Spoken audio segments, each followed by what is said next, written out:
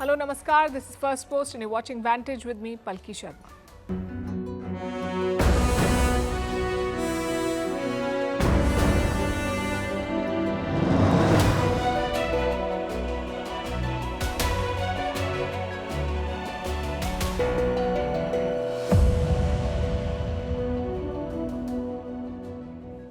Happy New Year to all of you. We wanted to start the new year with stories of hope. What we got instead was a military leak. Russia's secret war plans leaked. They have details of 160 potential targets in Japan and South Korea. But why these countries? And is Russia planning another war? We'll talk about it on the show.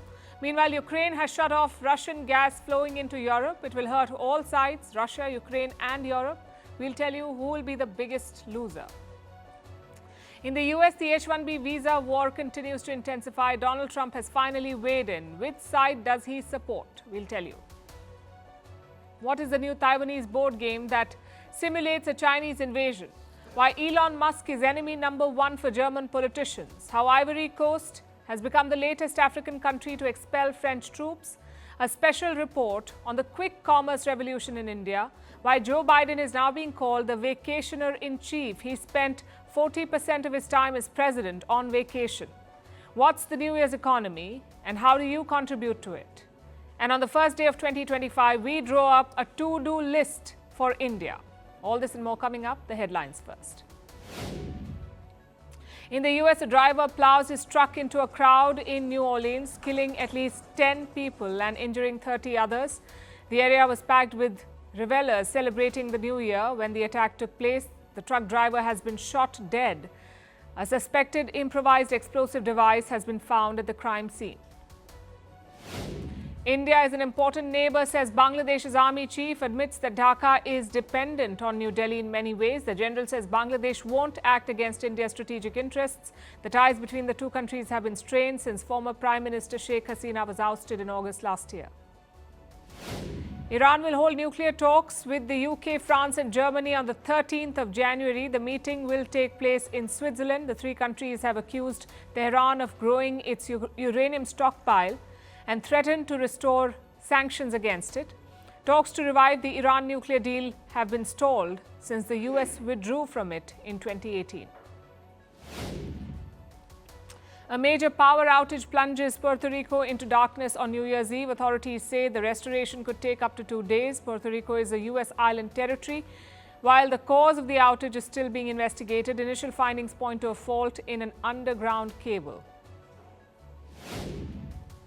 And Guinea's junta leader says 2025 will be a crucial election year. The junta seized power in the West African country in 2021.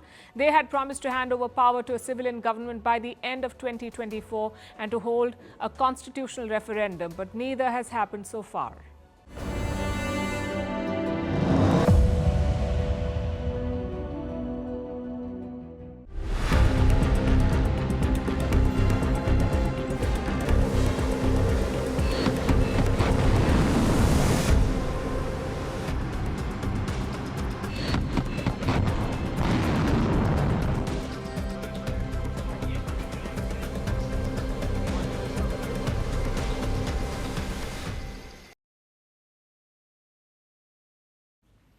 The past few years have been defined by conflicts, like the wars in Ukraine and West Asia.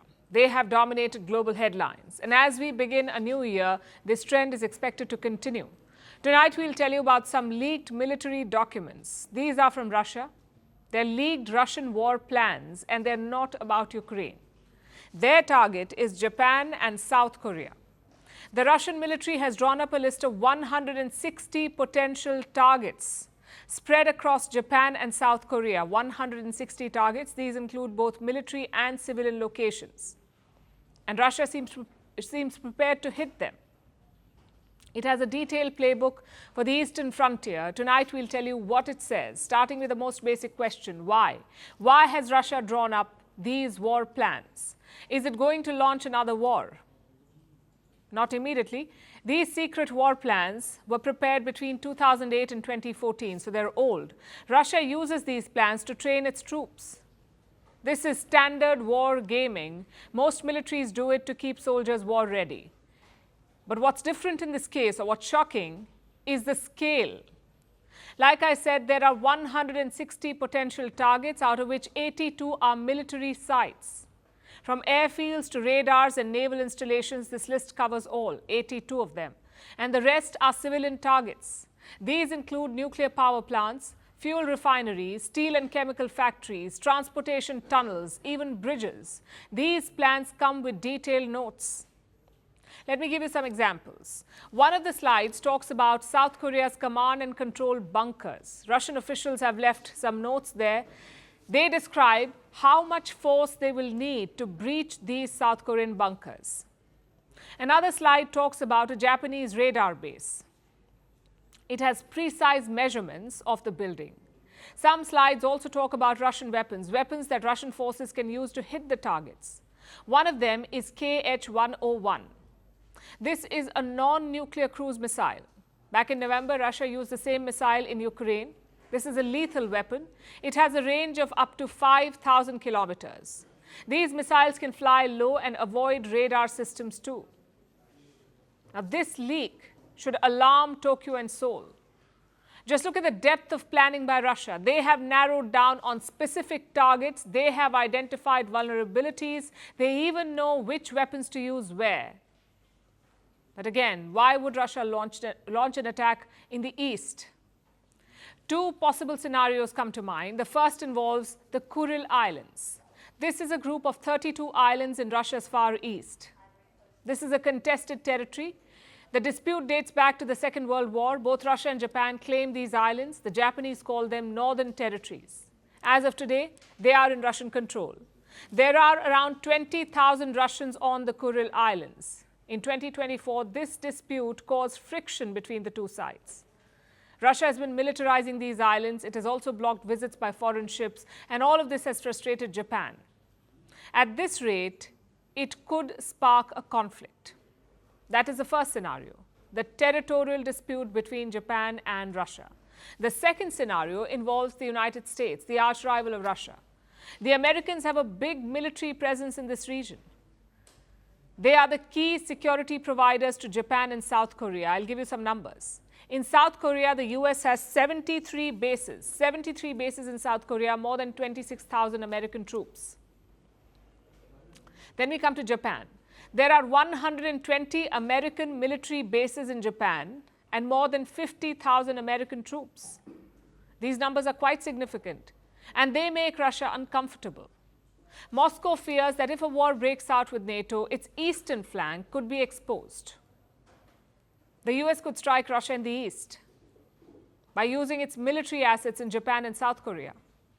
And that is why Moscow has prepared these war plans. They can be used in a potential counterattack. These plans also highlight a strategic shift. Clearly, Russia is paying more attention to the east, and this is evident from its growing alliances in the region too. Moscow already had a strong partnership with China. Now with the war in Ukraine, it has also strengthened ties with Pyongyang. The result is a deeper military partnership. First, North Korea supplied bombs to Russia. Now it is sending soldiers to fight in Ukraine. Russia is also reaching out to Central and Southeast Asia. This was largely spurred by Western sanctions. The epicenter of the great power rivalry is shifting. In the past, Europe was the only battleground, but now Asia is witnessing rapid militarization. Whichever way you look at it, these developments are concerning. They raise the risk of conflict in the months and years ahead.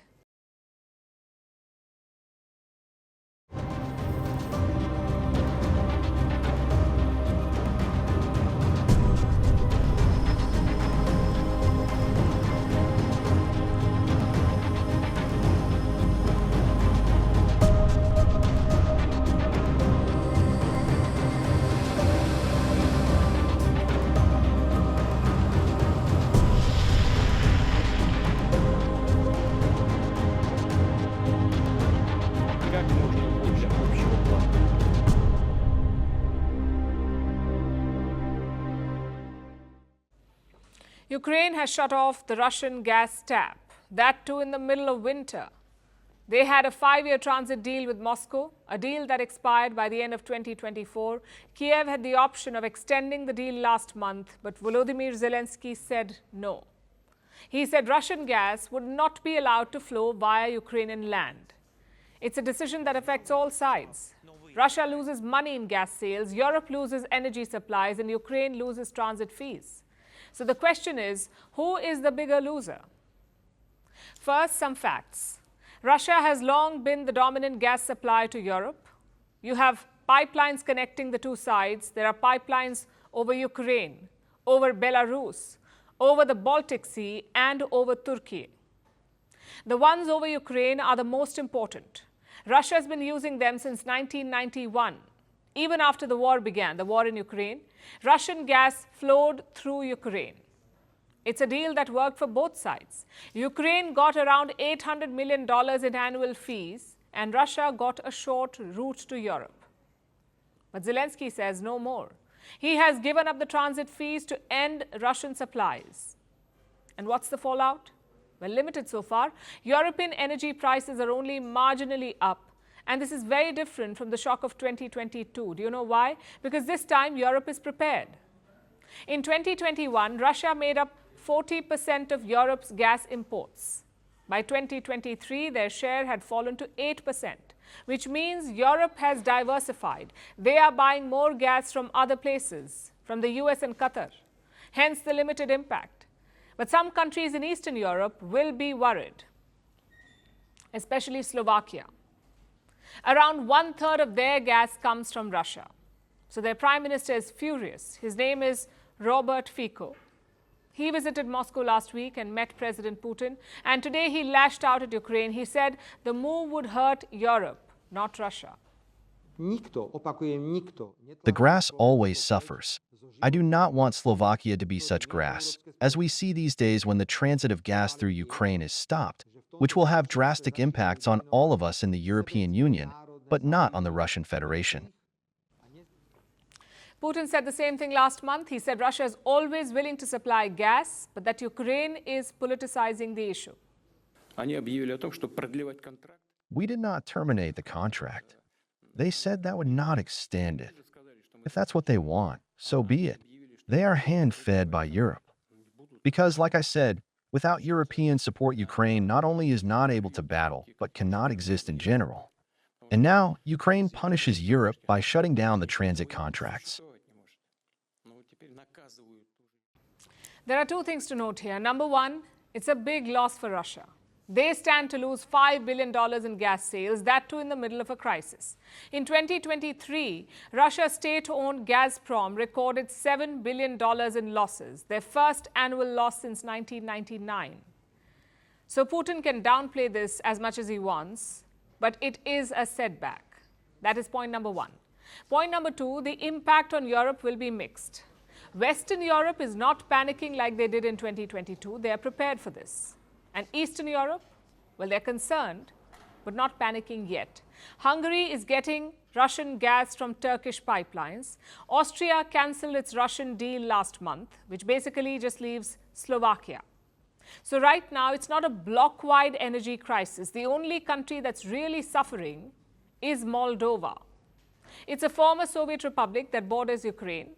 They get most of their energy from Russia, but last month, Russia cut it off. Moscow says Moldova has racked up $709 million in debt. But Moldova says it's only $8 million. Either way, Russia cut off supplies last month, so Moldova has declared a state of emergency. Thousands are bracing for power cuts and blackouts. It's being called energy blackmail. In 2022, this was Putin's ultimate weapon. He used gas money to bankroll his invasion.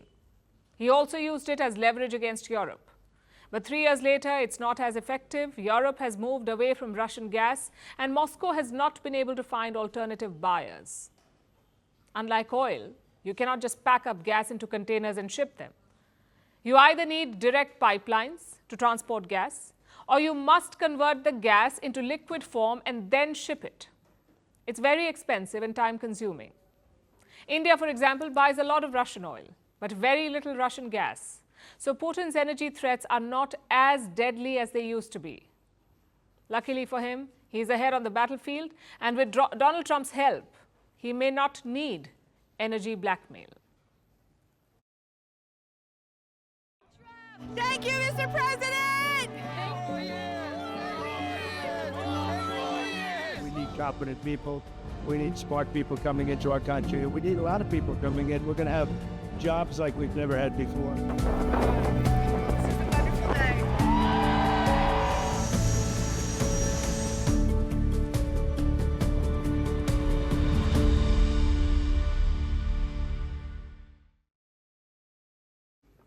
The MAGA camp is like siblings right now, fighting for their parents' approval.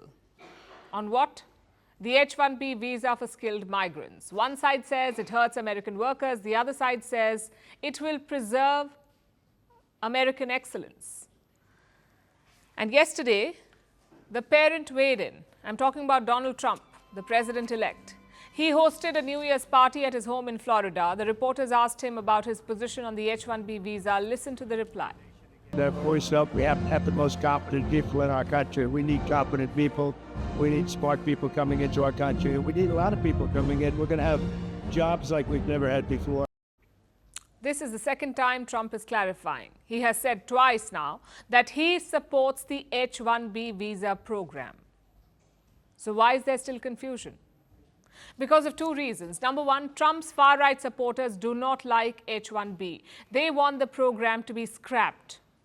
They've also unleashed a racist campaign against Indian Americans because Indians are the biggest H-1B beneficiaries. That is one reason. Secondly, Trump himself was against H-1B.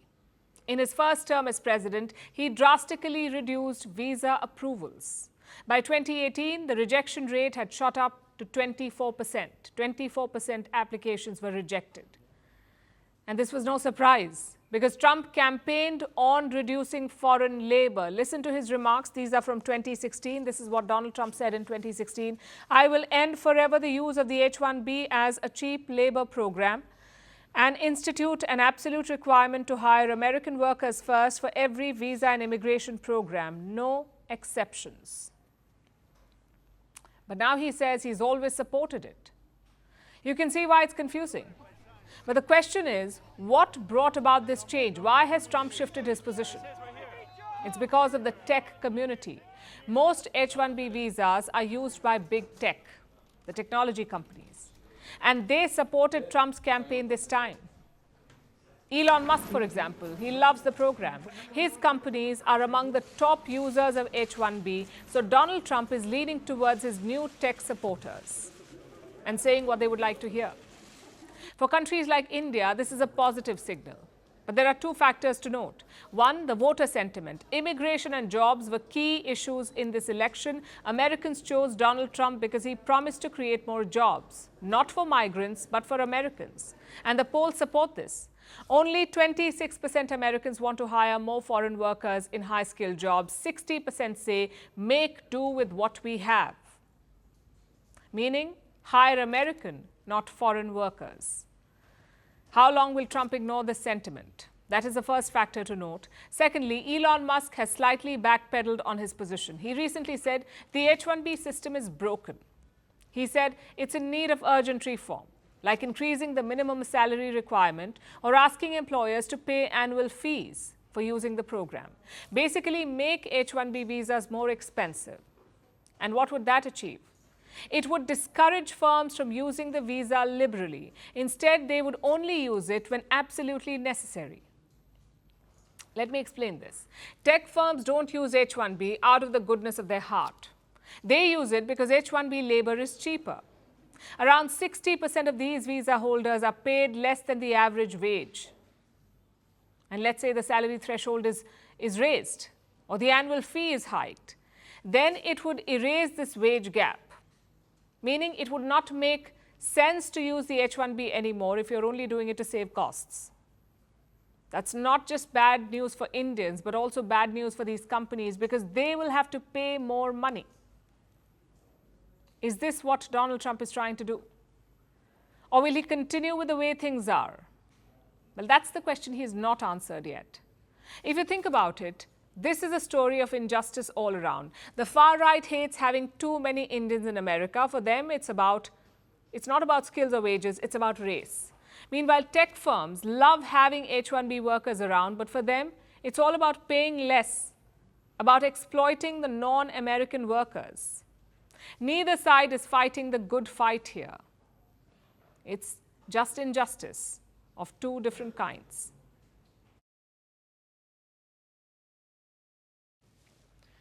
Our next story is about a board game. It's called 2045. This game brings geopolitics to your table. How? By simulating a Chinese invasion of Taiwan. Players must choose their cards and defend the island. For many, this hits too close to home. Taiwan is a self-ruled island, but China considers it as part of its territory. It's something Xi Jinping mentioned in his New Year's address as well. The Chinese president said, "No one can stop Taiwan's reunification." And how has Taipei reacted? Their president, Lai Ching-te, wants to increase the defense budget. So where is this equation going, and will the new game capture these real-world tensions? Our next report tells you. The game is called 2045. It simulates an armed conflict. Taiwan fighting a Chinese invasion. The scene is set 10 days before the attack. Players can be anything from Taiwan soldiers, Chinese spies, pro-China politicians, and citizens defending their home. The game highlights the chaos and complexities of war. Each decision brings players closer to victory or defeat. Through this game, it can help players to understand where the PLA may land. Although I care about political issues, I'm not very knowledgeable on military matters. Therefore, through this game, I learn about where the PLA may land in Taiwan and launch an attack. The board game was developed by Mizo Games. They started raising money in August, and within 3 months, they had over $120,000, surpassing their original target by 4,000%.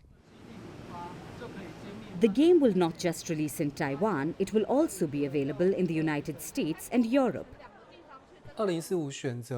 There are 3 reasons that the 2045 game chose China's war on Taiwan as its backdrop. Firstly, it is an ongoing situation. As we know, it is not quite peaceful around Taiwan Island and the Western Pacific as we speak. Secondly, 2045 is set in a scenario 20 years from now, so international and domestic players can both experience this prophetic scenario. Lastly, the game can be interpreted from the perspective of a Taiwanese. Now, Taiwan is no stranger to the stakes of the game. After all, it's part of the reality they live in. Taiwan is a self-ruled democracy, but China considers it part of its territory. Beijing has vowed to annex the island by force if necessary, and it's something Xi Jinping talked about in his annual New Year's address. The people on both sides of the Taiwan Strait are one family. No one can sever our family bonds, and no one can stop the historical trend of national reunification. Just today, Taiwan detected 2 Chinese aircraft and 7 Navy vessels near the island, and Taipei has reacted to all of this. President Lai Ching-te says he wants to engage with China, but says Beijing is the obstacle that's stopping these cross-strait exchanges. He's also vowed to boost the island's defense budget, adding that Taiwan is crucial to the line of defense of democracy globally. I still want to stress this. Taiwan hopes to have healthy and orderly exchanges with China under the principles of reciprocity and dignity. Being friends with the world through democracy is a way to ensure stability and peace. The safer Taiwan is, the safer the world will be. The stronger Taiwan is, the more solid the world's democratic defense line will be. So as tensions simmer in real life, the game of 2045 becomes more than just a board game. For many, it's a glimpse into a future that feels uncomfortably close. A tool to understand strategy, sacrifice, and the complexities of conflict, but also a reminder of the high stakes in the region. As players move their pieces across the board, the real question remains, can diplomacy prevail before such scenarios become a reality? Elon Musk is making headlines again, this time in Germany. Germany will have elections on the 23rd of February, and the world's richest man wants to influence them. Musk has backed a political party in Germany. It's called the Alternative for Germany, abbreviated to AfD because Germans call their own country Deutschland. So AfD. Now, Elon Musk is backing the AfD to the hilt.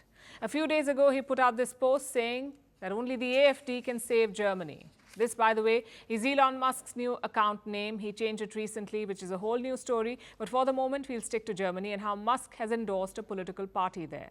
He doubled down over the weekend. He had an opinion piece published in a German newspaper. The paper published his views alongside a rebuttal. Nonetheless, Elon Musk's thought process is available for the German public to see. And this has caused an uproar, especially among German politicians, the ones whom Musk has not endorsed. First, you have the outgoing German Chancellor Olaf Scholz. He gave his New Year's address last night and he made a pointed reference to Elon Musk. Liebe Mitbürgerinnen und Mitbürger. You will decide, the citizens. It's not up to the owners of social media.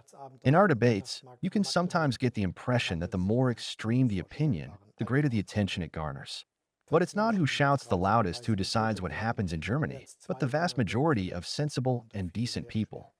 This also applies to the upcoming Bundestag elections on February 23rd. Scholz says it's up to the German people to choose their leaders, not the owners of social media platforms. And Scholz is not the only one saying this. Germany's Vice Chancellor, Robert Habeck, retweeted this message, accusing Musk of wanting to weaken Europe.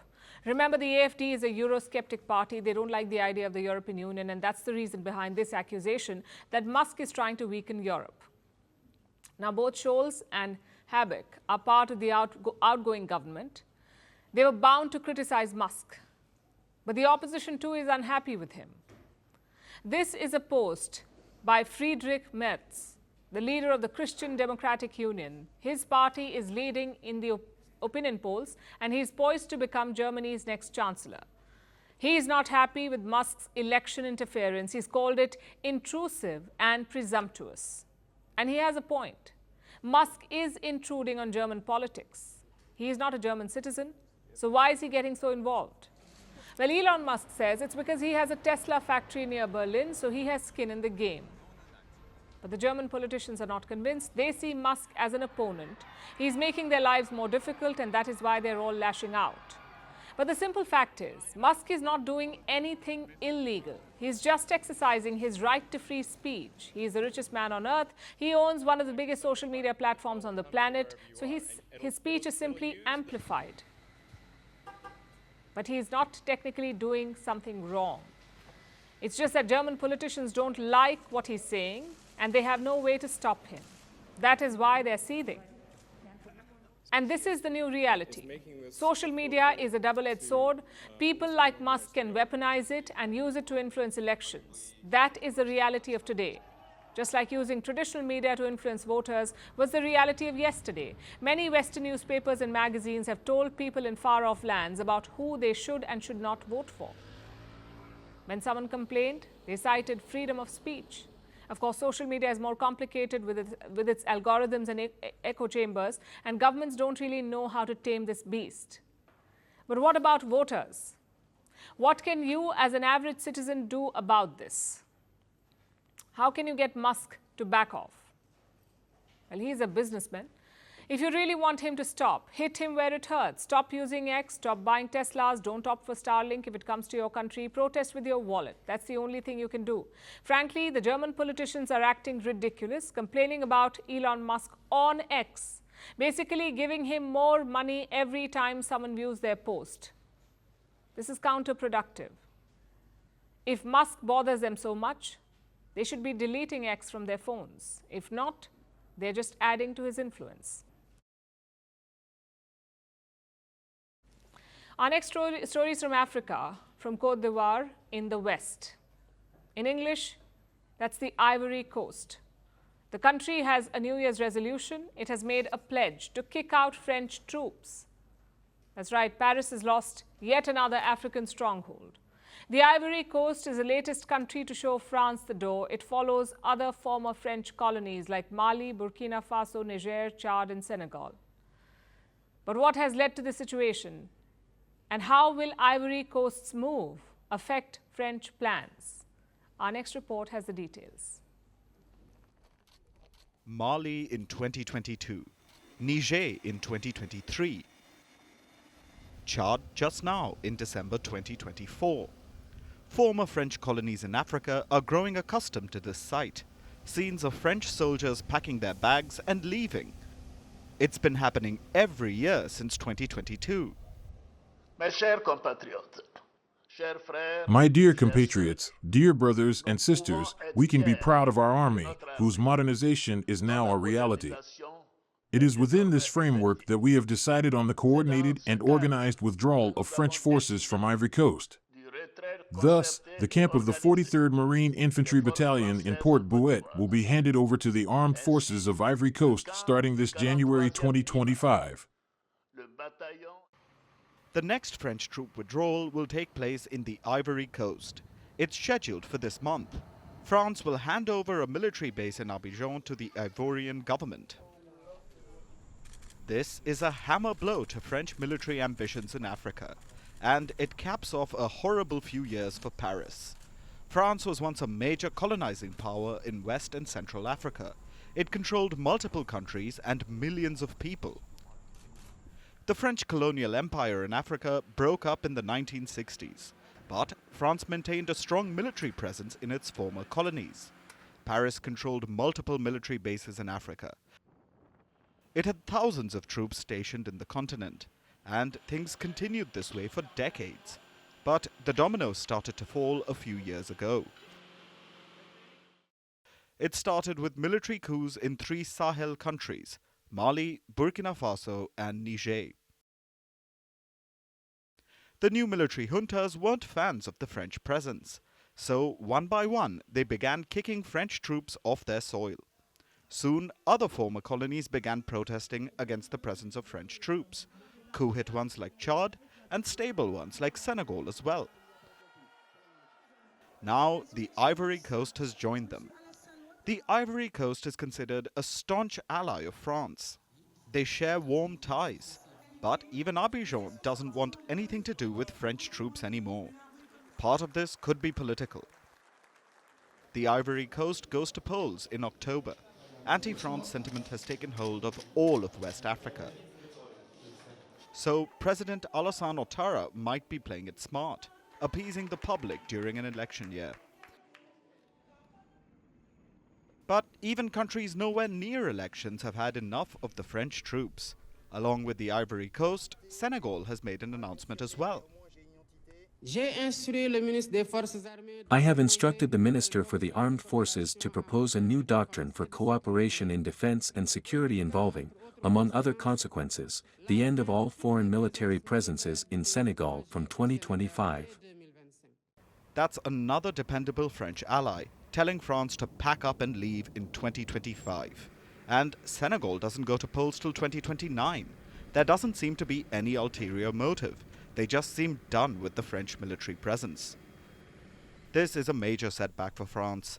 Paris had relied on its African bases to project power. They helped France wield influence in its former colonies. But now, that influence has all but dried up. After the French troops leave the Ivory Coast and Senegal, France will have a military footprint in only 2 former African colonies: Gabon in Central Africa and Djibouti far in the east. Reports say there are only about 350 troops in Gabon. This token force is expected to remain, but it's effectively the end of French military presence in its former West and Central African colonies. French President Emmanuel Macron recently made a speech in Djibouti. He said he wanted to change the logic of French military presence in Africa. By the looks of it, Africa has made the change for him.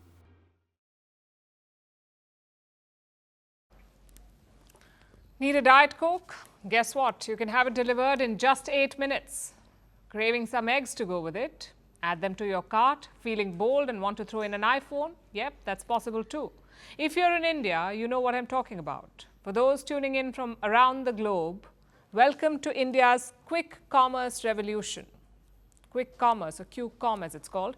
A midnight snack, a last-minute gift, or an urgent charger. Anything and everything can be delivered at your doorstep in under 30 minutes.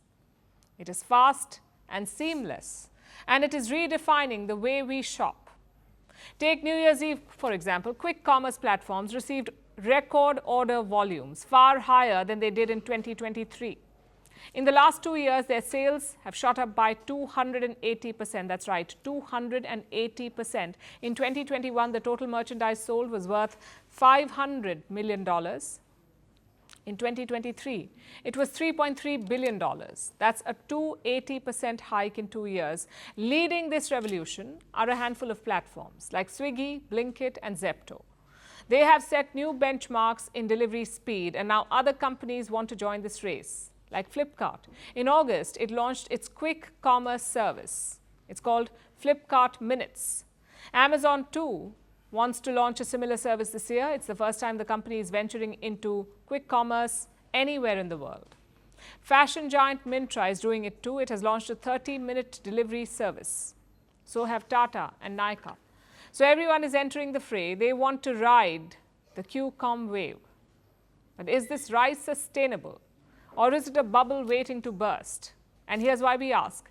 The success of Q-com hinges on one thing, and that is robust infrastructure. You need a network of micro warehouses, also known as dark stores. And you need delivery networks. All of these have to be strategically placed so that platforms can ensure ultra-fast delivery. Now, this is not a problem in India's urban centers. In cities like Delhi, Mumbai, and Bengaluru, they have both the demand and the logistical capabilities. But the problem begins when you move beyond these cities. Scaling this model in Tier 2 and Tier 3 cities is going to be challenging. The costs will be high with more last-mile complexities. And this is what keeps smaller towns and rural areas out of this trend. But it works like magic in urban centers because of the convenience. It's their biggest selling point. It's also a double-edged sword, though. Speedy delivery makes the platforms attractive, but it also erodes their profitability. If their convenience fee is too high, they risk losing customers. If it's too low, they don't make money. Take Zepto, for example. Its revenue grew by 14 times in 2023, but so did the losses. In 2022, Zepto posted a loss of 390 crore rupees. In 2023, it went up to 1,272 crore rupees. That's the losses. So while the model may be attractive, the platforms are bleeding money. Then how are they still running? They're running thanks to external funding. Investors are betting big on quick commerce. These bets are driven by growth potential, not by profitability. Platforms like Swiggy have sky-high valuations, so they get cash injections to cover operational costs. But you can only do it for so long. At some point, you will have to make money. The other vulnerability are the delivery personnel. They form the backbone of Q-com. They work for long hours with low pay. There are no job benefits, no job security. The attrition rates are extremely high. To retain workers, companies will have to offer more, else this model won't hold up. So to sum it up, Q-com may be reshaping India's retail landscape. A PS5 in 10 minutes is pretty impressive, you have to agree.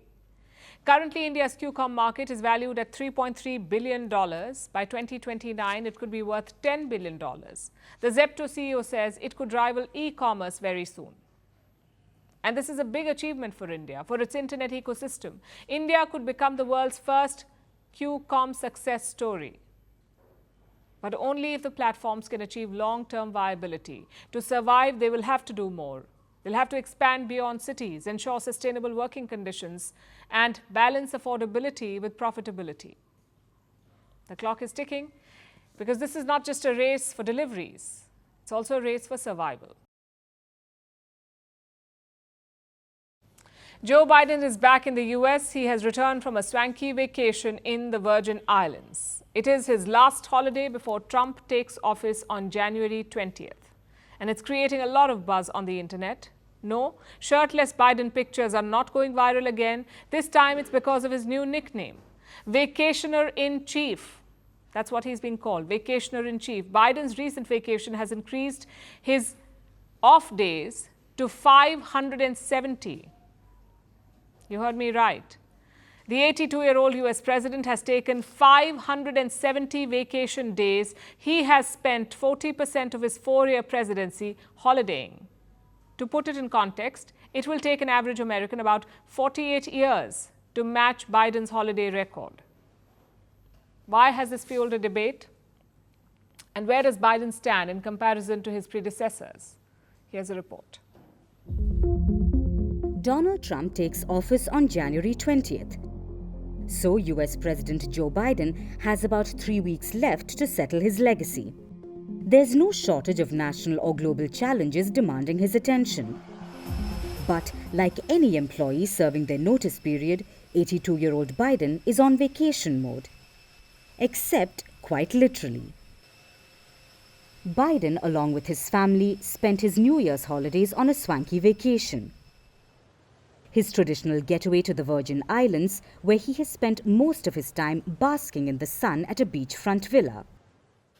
There was little on his public schedule except addressing the death of former President Jimmy Carter on Sunday. This is a sad day, but it brings back an incredible amount of good memories. Today, America and the world, in my view, lost a remarkable leader.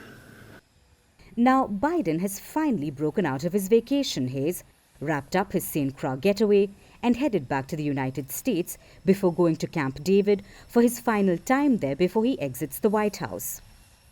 This is creating a lot of buzz because with this St. Croix trip, Biden has marked his 570th day off.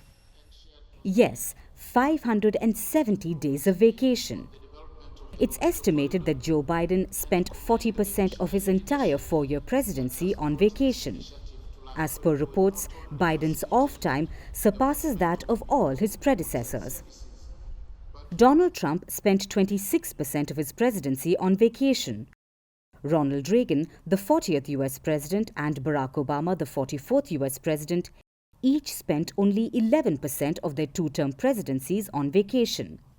Meanwhile, the 39th US president, Jimmy Carter, took just 79 days off during his single term.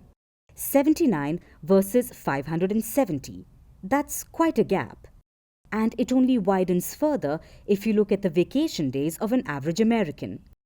They get only 11 off days a year on average. Biden's off days are about 12 times this average. It will take an average American about 48 years to match Biden's holiday record. No wonder Biden has fueled memes with his elaborate plans.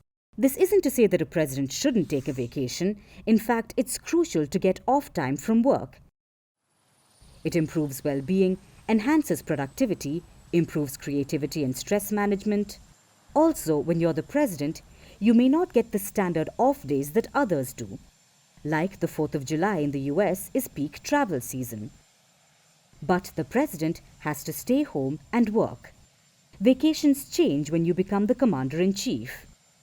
But much like work, vacations need a balanced approach. Or else a commander-in-chief can quickly become the vacationer-in-chief. The world has bid goodbye to 2024 and welcomed 2025. Across nations and cultures, we celebrated the New Year's Eve in different ways. But the result was the same. We gave an annual boost to the New Year's economy. It's like an extroverted friend. It comes around once a year and demands that you make extensive plans. So you oblige. The result is not guaranteed, but the collateral damage is. It's your budget. Your New Year's resolution may say manage money better, but your plans manifest entering a new year with an empty bank account. Maybe that's what they mean by a clean slate. So let's do a recap, shall we?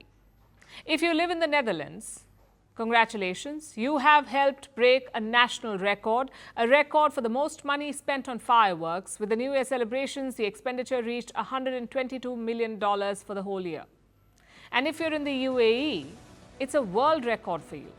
With fireworks, aerial pyrotechnics, and more than 10,000 drones fired from more than 60 locations across all 7 Emirates. Experts say it could have easily cost $12 million in a single day. Globally, the firework industry is booming, quite literally. It stands at about $3 billion.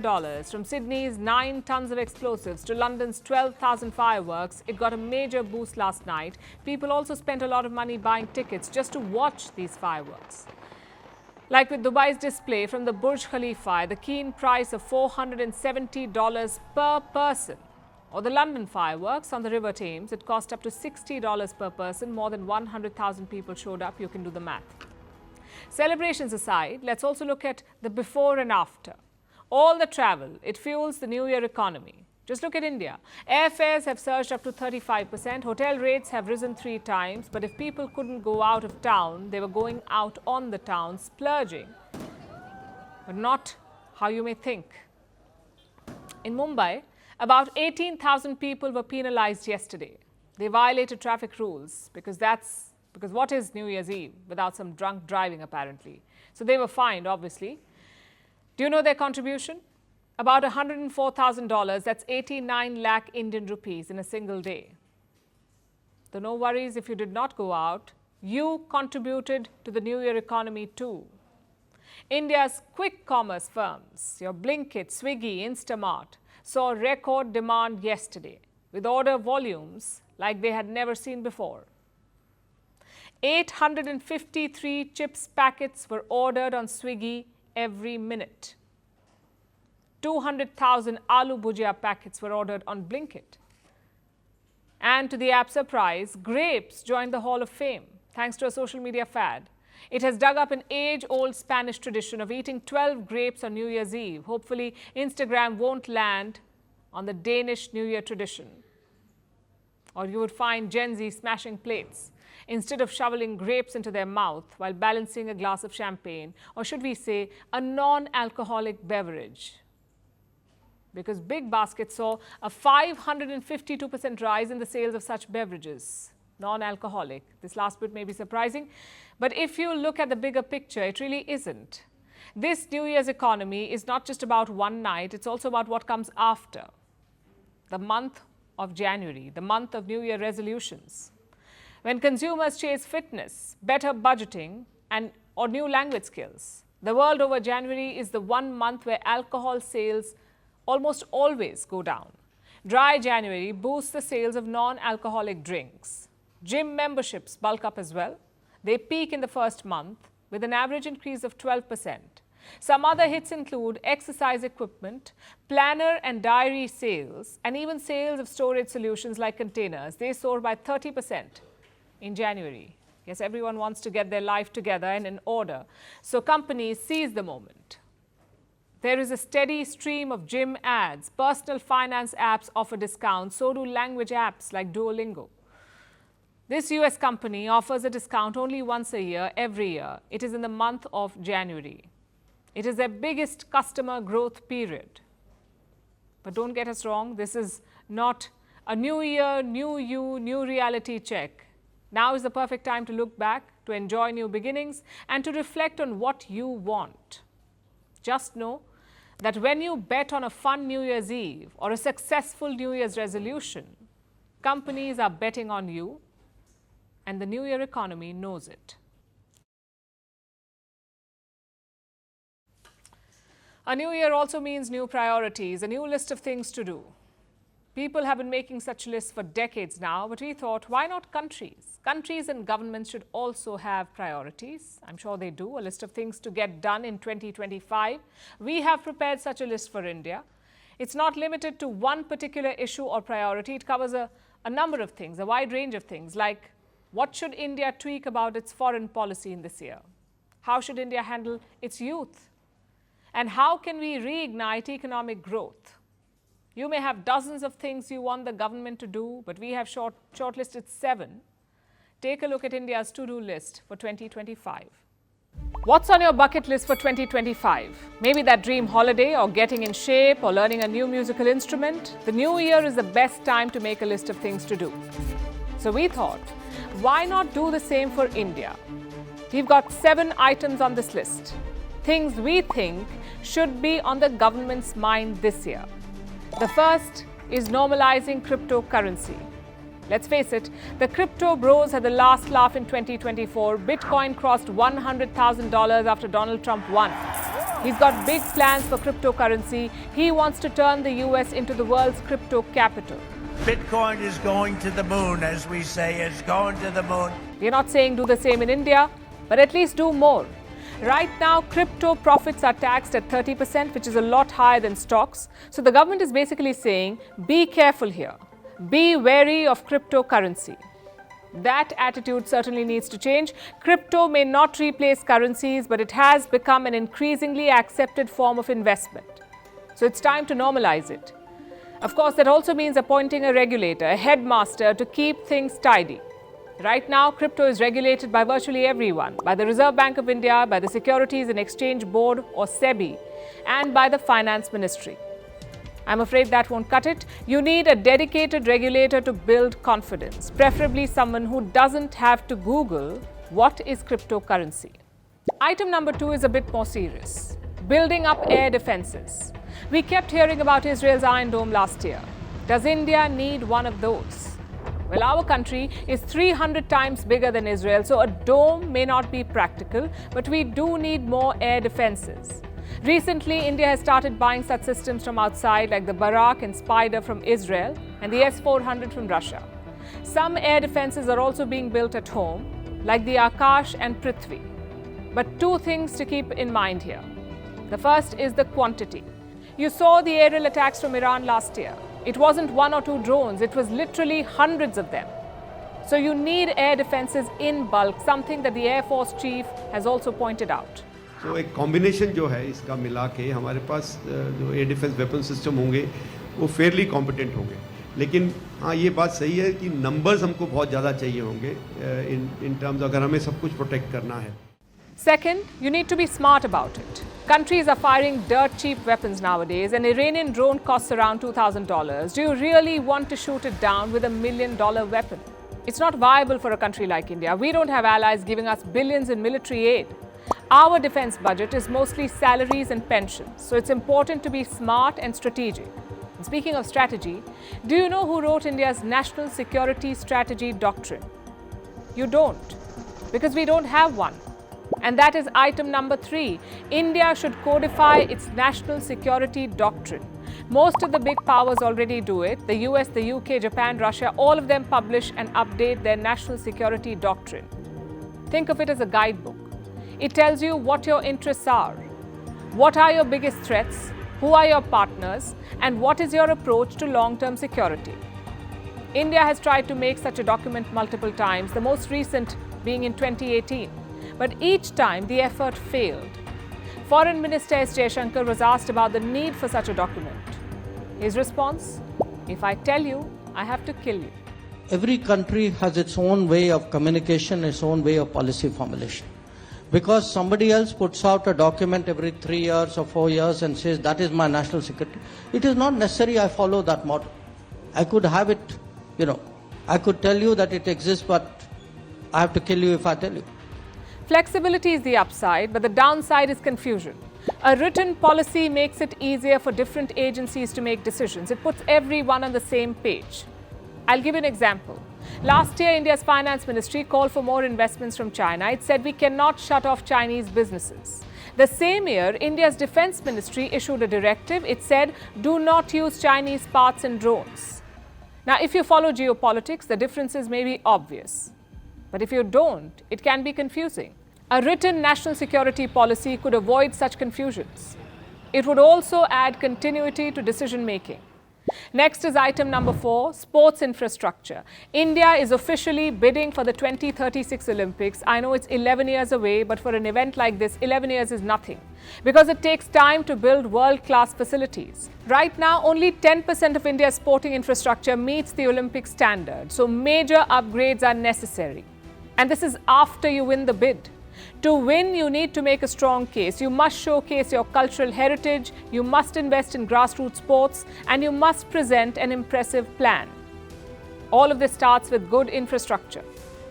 Just look at the 2028 Los Angeles Games. The city is not building a new games village. Instead, athletes will stay at the University of California, and they're not building dozens of new stadiums. They are refitting venues used by local football clubs.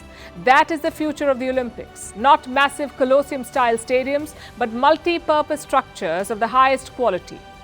And speaking of quality, item number 5 is education. We keep hearing about India's demographic dividend, but that dividend depends on the quality of our population. Let's look at the numbers first. Around 24% of our population is under 14 years of age. That's around 330 million children. If we train and educate them, great. We'll have a strong workforce for the coming decades.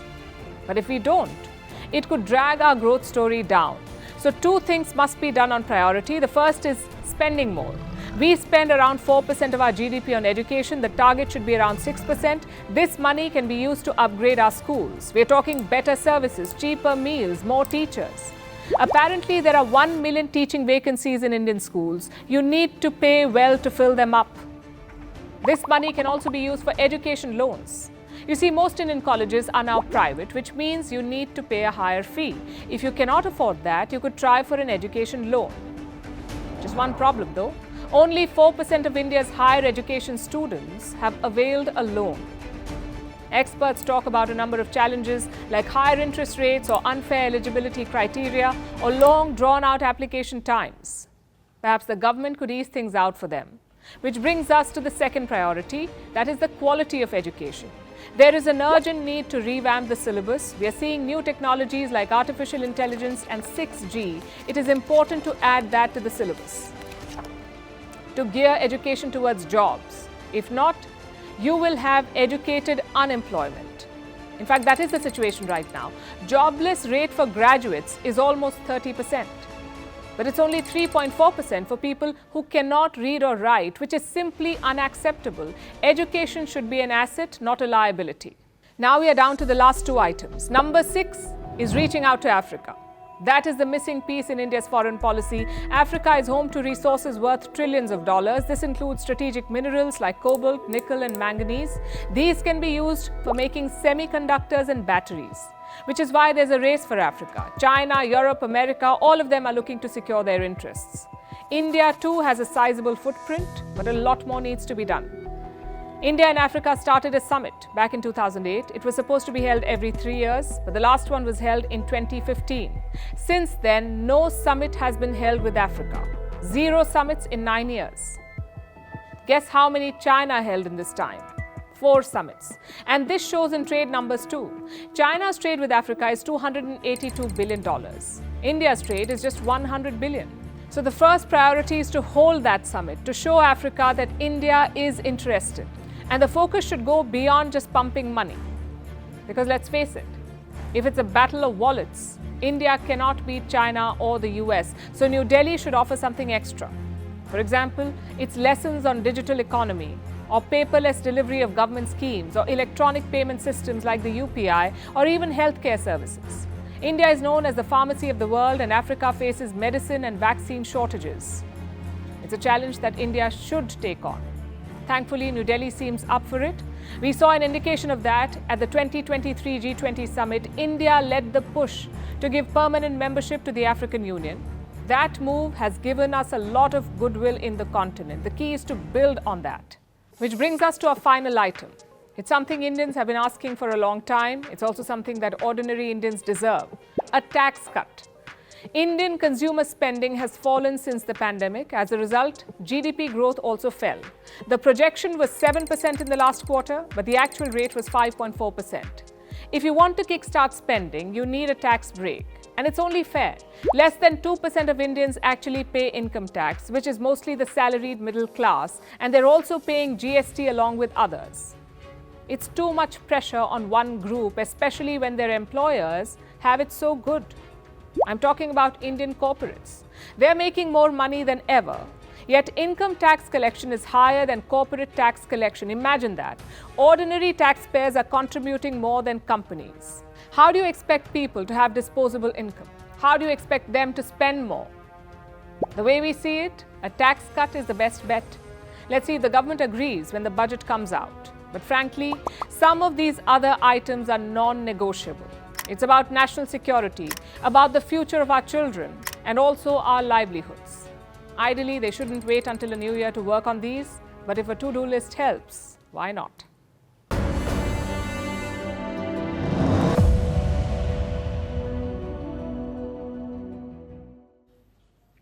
Every year starts the same. You begin by saying, this is my year, new me. But by February, you think, next year is looking pretty good. That's the story of most people. Forget New Year, new me. It's just New Year, same you, but with a gym membership. And if you've always been a gym rat, don't worry. The New Year rush does not last forever. It's a bit like Avengers Infinity War. By the end, half the cast will vanish. Jokes aside, we hope this New Year will be different. We also hope that you stick to your resolutions. And if you don't be too hard on yourself because the internet already predicted it.